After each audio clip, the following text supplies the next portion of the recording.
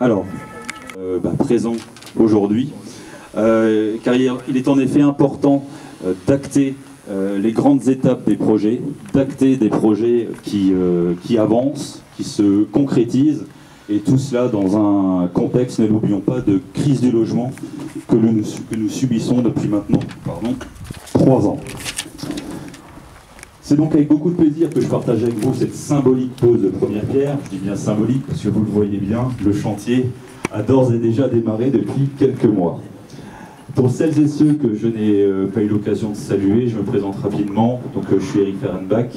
Je représente aujourd'hui Lingenheld Immobilier et plus généralement le groupement de promoteurs associés qui sont donc Lingenheld Immobilier et Arcada Group, avec Grégory Wagner, son président, qui est également présent aujourd'hui. Alors, rapidement, qui est Lingenheld Immobilier. Lingenheld Immobilier appartient en fait au groupe éponyme Lingenheld. L'année 2025 sera une année particulière pour le groupe. J'avais prévu de vous en dire quelques mots, mais je vais en laisser la primeur à Franck, notre président, tout à l'heure.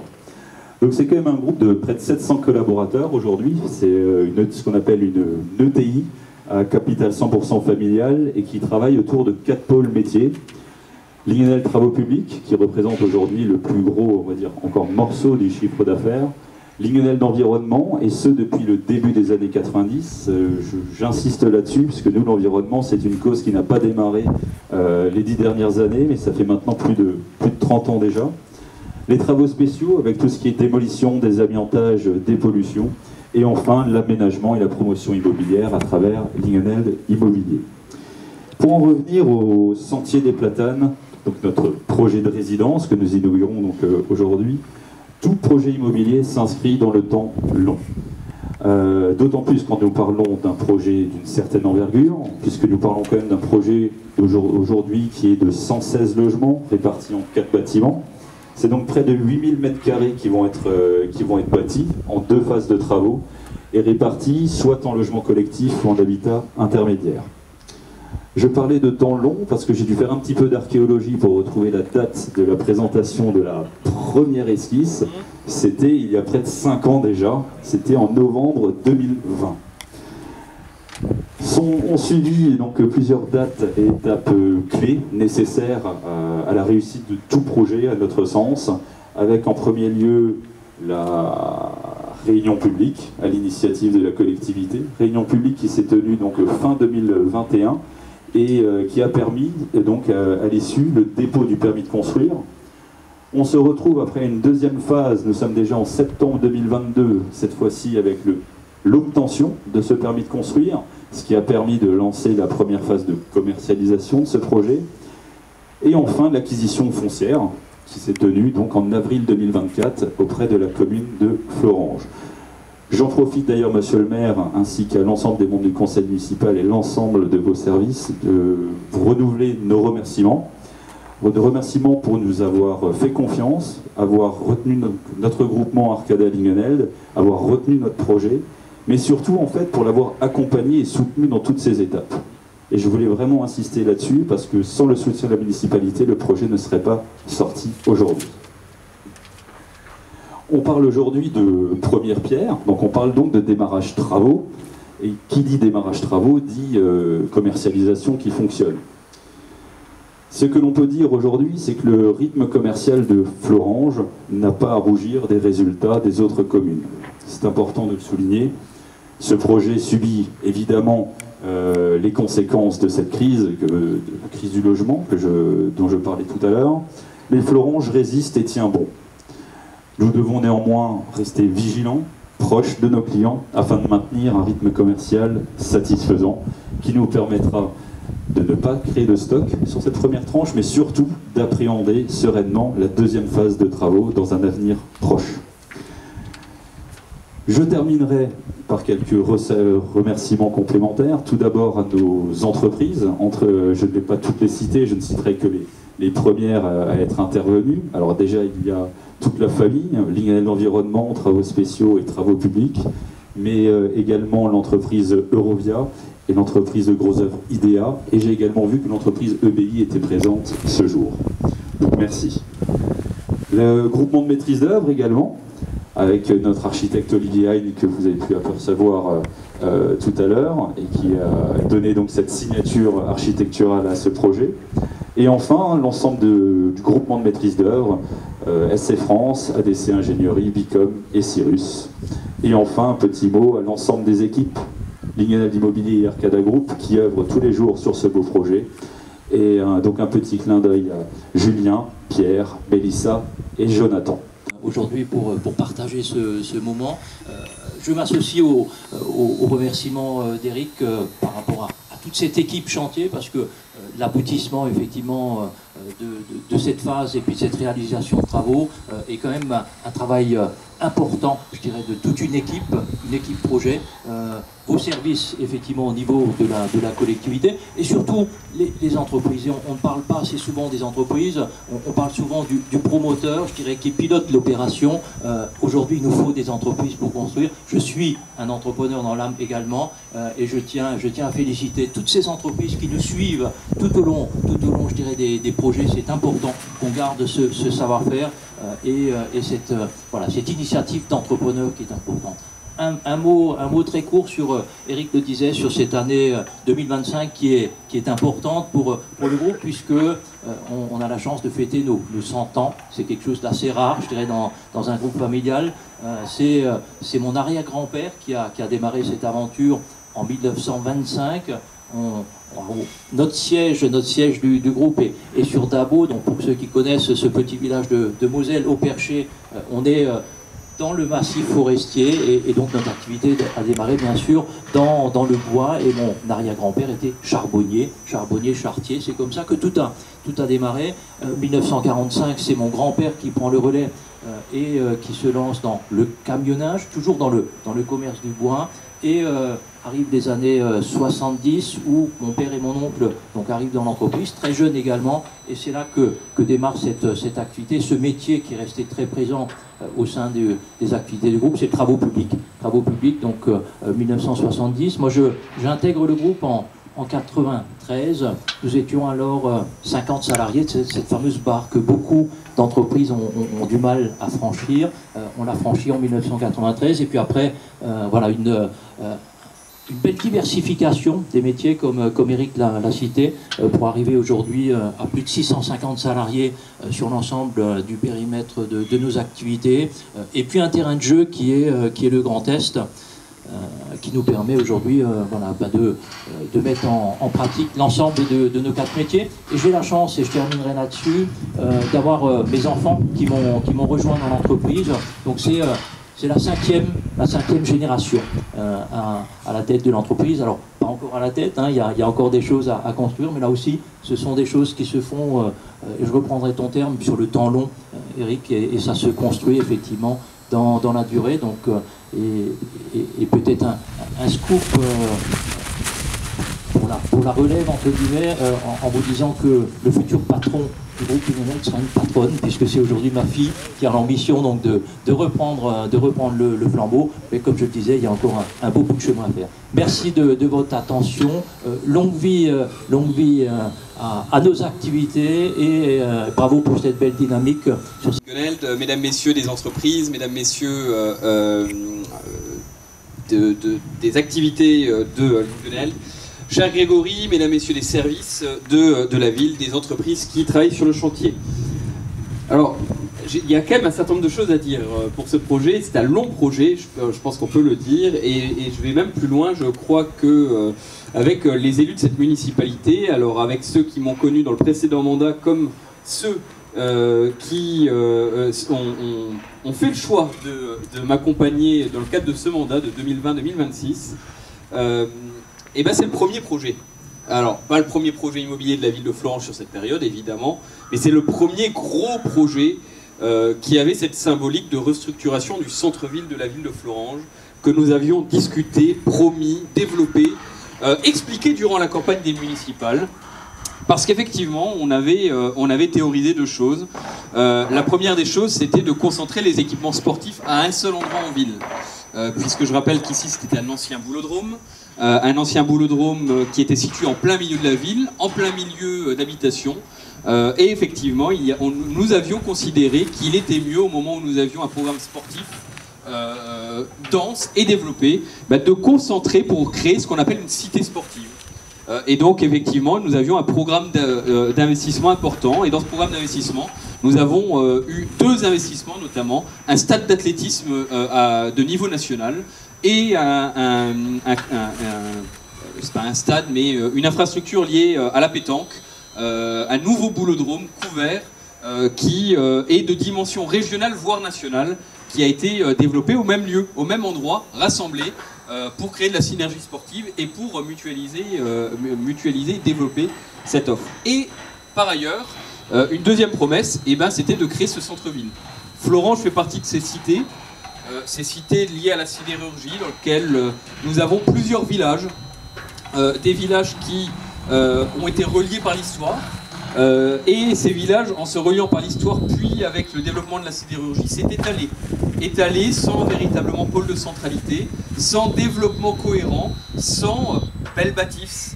Il y a des belles bâtisses qui sont un peu à droite à gauche, mais sans vraiment centre de convergence qui peut créer ce qu'on appelle dans le jargon urbanistique un centre-ville. Et je dirais même dans le jargon populaire, un centre-ville. Et nous nous sommes affairés avec les élus de la ville depuis plusieurs mois, depuis plusieurs années. Je pense que c'est une promesse de 10 ans. Nous sommes affairés à essayer de créer un centre. Et donc créer un centre, ça ne se fait pas du jour au lendemain. C'est une planification. Et c'est une œuvre de planification. Une œuvre de planification qui est exigeante, parce que c'est pas facile. Il n'est pas facile de faire comprendre, j'allais dire, à la population que ce qui était évident, c'est-à-dire le lotissement, tout au long des années 80 et 90, le lotissement était devenu évident parce que c'était de l'aspiration individuelle. Et on en est revenu, puisque depuis les années 2010, l'État et tous les urbanistes nous ont laissé entendre que pour faire vivre les centres-villes, c'était la densification, et la densification exigeante avec des rez-de-chaussée d'immeubles dédiés à du commerce et du service. Et que c'était cette convergence entre les services à la population, entre les services publics, et la densification des habitations sur un même lieu avec une maîtrise de la sociologie des habitants qui pouvait créer à nouveau le centre-ville tel qu'on l'a connu peut-être dans le temps. Et aujourd'hui, ce dossier est le premier dossier qui a été ouvert dès le renouvellement du mandat, en plein milieu du Covid, on parlait de 2020. C'était le premier des dossiers ouverts parce qu'on a ouvert en même temps que le projet d'investissement. Et donc effectivement ce nouveau boulodrome couvert qui a été réalisé alors dans un espace, un centre sportif, je ne me souviens même plus parce qu'on ne l'a pas encore inauguré, oui, Alice Media. On l'inaugurera en temps voulu une fois qu'on aura finalisé le stade d'athlétisme. Et effectivement, on a encore du travail, notamment sur le stade d'athlétisme, mais effectivement sur ce centre sportif. Et on a ouvert les 2 dossiers en même temps. Donc c'est pour ça effectivement qu'on a commencé en 2020. On a commencé effectivement par l'infrastructure publique pour pouvoir réaliser ensuite l'infrastructure privée dont nous faisons la première pierre aujourd'hui. Et c'est effectivement, je suis très fier en cette année 2025 parce que on finit un dossier, et je vais quand même saluer particulièrement la personne avec laquelle on a discuté dès le départ, Grégory Wagner avec le groupe Arcada, mais qui était en lien ici avec le groupe Lingenheld et Delta, puisque nous avons ouvert le dossier en 2020 pour pouvoir ouvrir un deuxième dossier qu'on a inauguré il y a quelques jours. Fin du mois d'avril, on a eu l'occasion milieu du mois d'avril, on a eu l'occasion d'inaugurer le Super U qui a été fait également avec Arcada, Super U avec Culture Pain qui se sont installés, pourquoi pas un autre groupe dont on attend encore la primeur de l'information, mais qui aura l'occasion de pouvoir créer cette polarité commerciale. Je parlais de densité à la fois commerciale, de services et de développement urbain. Et donc effectivement, ça a été notre travail avec les élus de travailler à la fois sur l'offre commerciale et l'offre de logement en discussion. Et je crois qu'aujourd'hui, quand on voit l'avenue de Lorraine, c'est une vraie fierté. L'avenue de Lorraine, cet axe structurant qu'on a choisi pour être le centre-ville. Et pourquoi on l'a choisi? Parce qu'il se coordonne avec des projets d'intérêt généraux, des projets publics qui créent ce pôle de convergence. C'est évidemment la passerelle. Et quand je parle de planification, tout est lié. On a commencé par la passerelle, cette salle de spectacle qui peut accueillir 1000 personnes, voire 1500. Le centre social qui doit être également salle qui sera inaugurée le 20 juin prochain. avec le centre social. Nous avons inauguré le pôle commercial avec, je me suis vu 2000 m² de surface commerciale qui ont été inaugurés il y a une dizaine, il y a un mois à peu près, je crois que c'était le 15 avril, il me semble, si ma mémoire est bonne, mais elle n'est jamais très bonne. Et nous lançons la première pierre de ce projet immobilier qui, je le dis, pour Florange, est le plus gros projet de promotion immobilière privée en termes d'accession à la propriété, je pense, depuis quelques décennies. Et c'est effectivement un choix et un gros travail qui est exigeant avec évidemment les bailleurs et avec vous les promoteurs, que d'être exigeant avec vous pour être exigeant aussi avec l'équilibre, j'allais dire, social et de fonctionnement de la ville et de l'équilibre de cette ville. Parce qu'effectivement, l'enjeu pour nous, c'est évidemment de s'assurer. Hein. J'ai commencé en 2016, en décembre 2016 en tant que maire. Les premiers promoteurs avec lesquels je discutais me disaient « Vous êtes une ville de logement social, monsieur le maire ». Voilà, c'était assez clair, c'était assez établi, c'était sans négociation. Et ça a été exigeant de renverser cette balance, de retravailler sur l'offre pour faire en sorte, sans exclure le logement social, mais de travailler sur des logements sociaux avec des spécialités ou des typologies spécifiques de logement, mais aussi de garantir de l'accession à la propriété, parce qu'il faut bien avoir un équilibre dans une ville comme la nôtre. Et aujourd'hui, je pense que dans l'après-Covid, on a vu et on a connu ce développement qui est assez évident vu la géographie. Nous sommes une ville à proximité des autoroutes, à proximité du Luxembourg, à proximité de Thionville, dans le bassin thionvillois, entre Metz et Luxembourg, puisque c'est un bassin complet d'attractivité pour le développement de la promotion immobilière. Et donc aujourd'hui, on est très fiers et très contents de pouvoir inaugurer et lancer ce premier projet d'accession massif. Je crois qu'on est à 120 logements au final, avec des T2, T3 en grande partie, qui est un vrai pari et un vrai risque. Un vrai pari et un vrai risque pour vous. Et je remercie le groupe Lingenelt, le groupe Delta, d'avoir pris ce risque de faire cette grosse opération d'aménagement qui pour nous est importante en termes d'aménagement du centre-ville. Je me permets également de le dire, et ce centre-ville est maintenant concret puisqu'il y a le Super U, parce qu'il y a ce projet, qu'il y a aussi d'autres projets qui sont lancés, puisque aujourd'hui on a quand même 3 grues sur la ville de Florange, avenue de Lorraine, 3 grues sur 2 opérations qui sont pures en accession à la propriété, le vôtre et un autre projet qui est juste à côté du Super U, et un 3e projet qui se fait en LLI, donc qui est relativement proche en termes de sociologie, en logement intermédiaire, d'une sociologie d'accession, même si ça reste du locatif, d'investisseurs. Je vais finir avec un gros point néanmoins sur comprendre aussi, on parlait de chiffres tout à l'heure, comprendre qu'aujourd'hui sur la ville de Florange, l'observatoire du logement a été réalisé au titre de l'Aglo. L'Aglo a lancé son observatoire et l'Agioram a chiffré pour la ville de Florange 780 logements autorisés, dont 480 logements en cours de construction. C'est pour vous dire, mesdames, messieurs, qui sont des professionnels du monde de la construction, l'ambition de la ville, mais aussi le caractère concentré et planifié de cette ambition.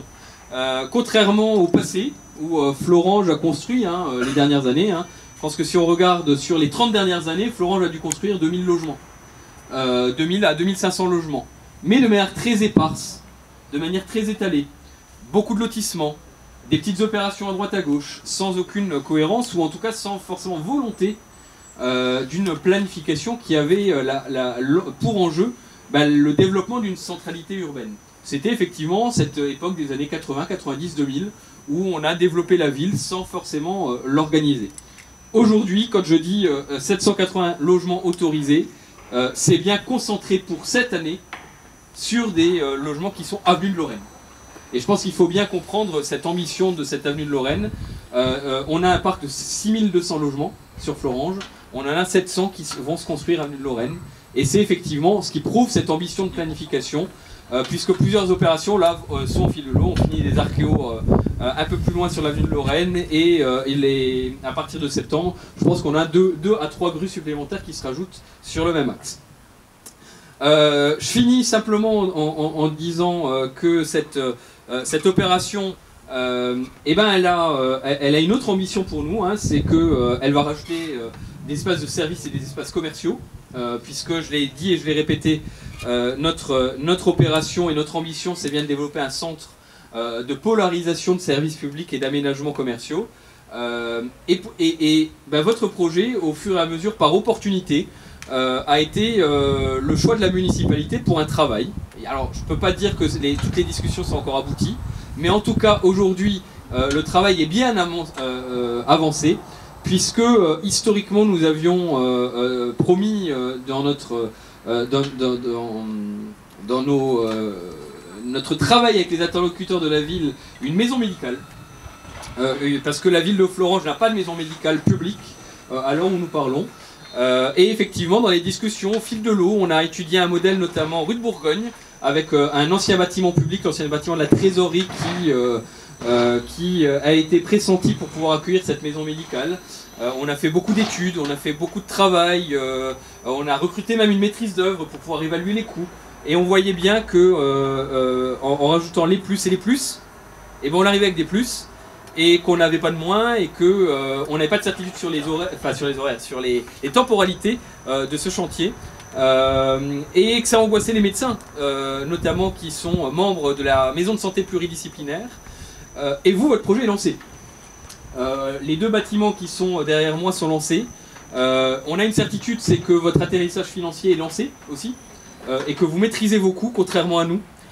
Et donc, des négociations ont été ouvertes et sont en train d'aboutir, même s'il reste quelques aléas financiers encore à discuter, et quelques montages financiers à discuter.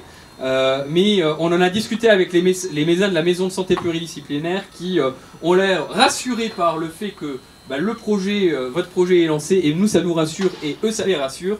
Donc je peux le dire publiquement aujourd'hui, qu'effectivement, on pressent aujourd'hui qu'on tombera d'accord sur l'installation d'une maison de santé pluridisciplinaire de 420 mètres carrés située sur ce site, en plein milieu du centre-ville, ce qui va conforter évidemment l'offre du projet, de votre projet, qui va renforcer l'attractivité forcément de votre projet, qui va aussi garantir une certitude pour la ville de Florence. C'est de pouvoir donner une garantie, puisque on avait donné la garantie qu'en fin d'année, en décembre 2026, on pourrait livrer la maison de santé pluridisciplinaire et qu'on aurait une garantie de coût. Parce que ce que j'ai besoin aujourd'hui par rapport aux enjeux financiers de la ville, c'est de pouvoir donner un calibrage de coût qui est définitif, de pouvoir faire j'allais dire un engagement financier qui est certain, et d'arrêter ce qui a un peu le lot de tous les marchés publics, c'est de commencer un projet à 1 200 000 et sans le parking, et de se retrouver à 1,5 million, 1,6 million, 1,7 million au fur et à mesure des avenants, au fur et à mesure de la longueur du chantier, avec pourquoi pas un abandon d'une entreprise. Les contrats publics ne sont pas les contrats privés, et malheureusement on sait rarement faire mieux avec les contrats tels qu'ils sont organisés par la loi et par le cadre légal. Et donc effectivement aujourd'hui on a un point de convergence qui va vers cette maison de santé pluridisciplinaire, afin de garantir les délais, de garantir les coûts pour la collectivité. Il nous reste à négocier l'avenir de la trésorerie, qui est ouverte, hein, je le dis, puisqu'on a ouvert le champ de l'avenir de ce bâtiment et de ce foncier en plein milieu d'un autre pôle important de ce centre-ville rue de Bourgogne. Mais vous voyez, on a encore de beaux chantiers, de belles perspectives sur la ville de Florence. Je vous remercie de m'avoir écouté, j'avais beaucoup de choses à dire. Mais vous voyez, à Florence, ce projet n'est pas le dernier.